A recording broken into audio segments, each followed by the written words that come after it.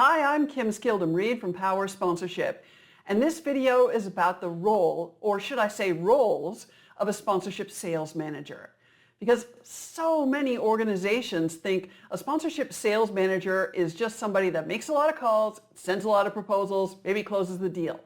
And that's actually only a little part of it. It's only really a small part of it because there's so many other roles that are critical to doing this job well. So the first role is visionary. Now you can probably think, oh yeah, well, I know how to sell. I don't need to create a vision. But here's the thing. With sponsorship, you're talking about them connecting with, adding value to, and aligning with people through something that they care about. So this isn't just a plain old transaction like benefits for dollars. You need to be able to tell a sponsor what they can achieve, like paint the picture. If you sponsor this, here are all the amazing things you can do with it to achieve your goals with your target markets, to nurture the fans, to do whatever it is that they're trying to do with the sponsorship.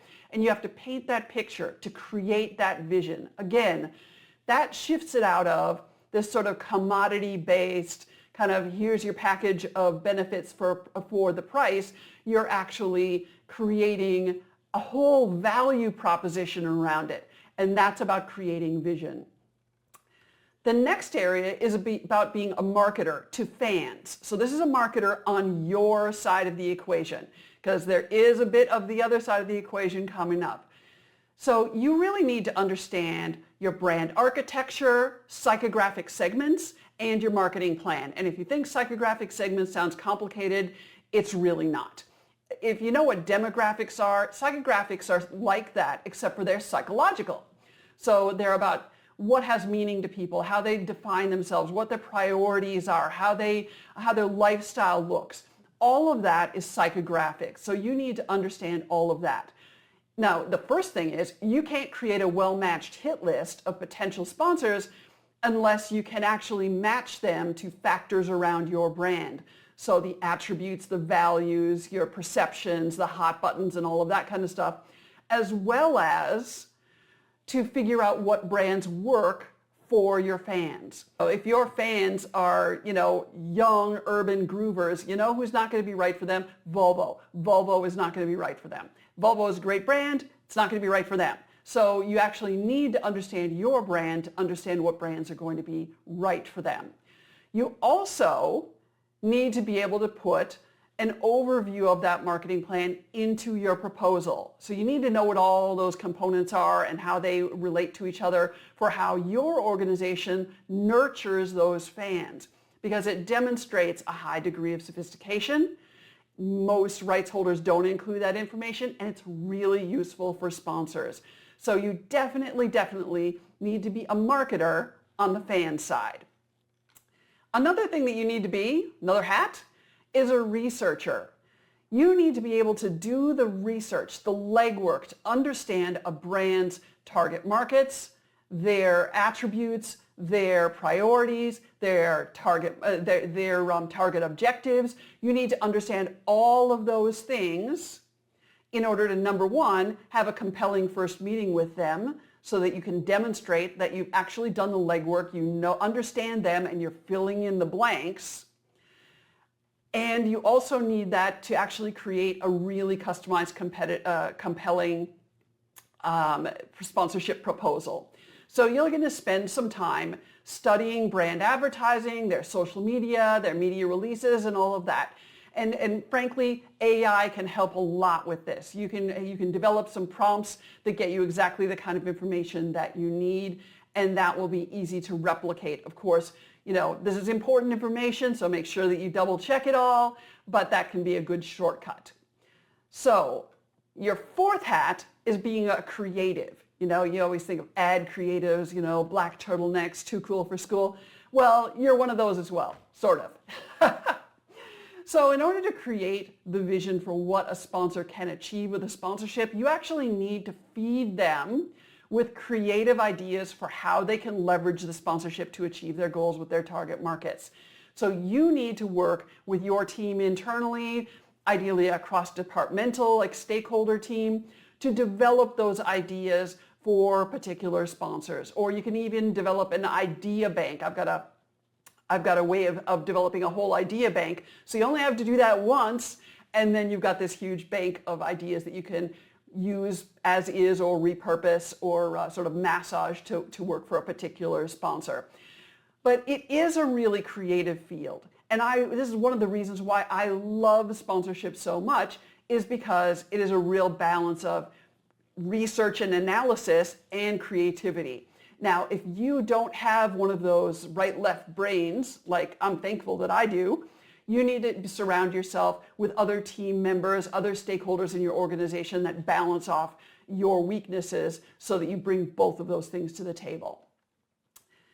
Now, the fifth hat is being a brand marketer. I'm not saying that you need to actually, market your sponsor's brand, but you need to actually understand brand marketing concepts, the metrics, the trends, like disruptive marketing and things like that. This allows you to communicate peer-to-peer with a sponsor, and that's incredibly important because, sponsors frankly can think that you're just there for a handout or that they've got all the power because they've got the money. But if you are behaving like a peer, if you've done your research, if you understand their jobs to the extent that you can actually talk about those jobs, then it positions you as a peer that has something just as valuable for them as they have for you. And being able to articulate those kind of things is going to be really important in those meetings. Another part of your job is being a fan advocate. Now, here's the thing. Most sponsors won't try to intrude on or disrespect the fan experience on purpose. Most of them, they're not trying to wreck the fan experience, but some sponsors do wreck the fan experience. They really do intrude on it. They are overbearing or they are disrespectful, usually by accident. Usually they don't realize that they've come up with some great idea and then just really never gut checked it. And so they're coming to you and saying, we'd like to do this. And you've got to say, look, we can do something that's going to achieve what you think this is going to achieve, and we're happy to work with you on that in a creative way. See what I did there? See what I did? But you can't do this because this is going to diminish the fan experience. And that's not good for any of us. It's not good for the fans, not good for our organization, and not good for you as the sponsor. So you always need to stand up for the fans. They are the most important party to any sponsorship deal, and they're the only ones that didn't actually agree to and sign that deal. Another thing that you are is a stakeholder wrangler. Doing sponsorship really well is an organizational commitment. And particularly, you're going to need senior management, you're going to need your operations people, possibly membership people or fan engagement people, your social team. You're going to need input and cooperation from a lot of different areas within your organization. So you're going to need to lead this stakeholder team and do that with some authority and some expertise and some understanding of their jobs, because it's going to be critical to delivering the sponsorship that everybody understands what's going on. It also is really important that you are very well hooked in with the needs and limitations of operations so that you're not out there selling something that is going to be very, very difficult for operations to deliver, like the time frame is too short or it's really expensive to do. Or if you do sell it, at least you're going to sell it for enough money that it's worth moving mountains for it. So those are your 7 hats. So as a sponsorship salesperson, I really want you to understand that selling sponsorship is increasingly complex. That doesn't mean that it's super ultra difficult or it's out of reach, but sponsor expectations continue to rise. And if you're not wearing all of these hats, you're not going to meet them at the level of sophistication where they are. So it's only a well-rounded, research-driven, creative, empathetic approach that's actually going to meet those needs and be compelling for them. So the sponsorship manager role is strategic, creative, analytical, and collaborative. And I just really want you to assess in all of those hats which ones of them that you wear well and which need improvement. Because if you do have any like blind spots, anything that you don't do at all or you don't do very well, you should work diligently on developing those skills.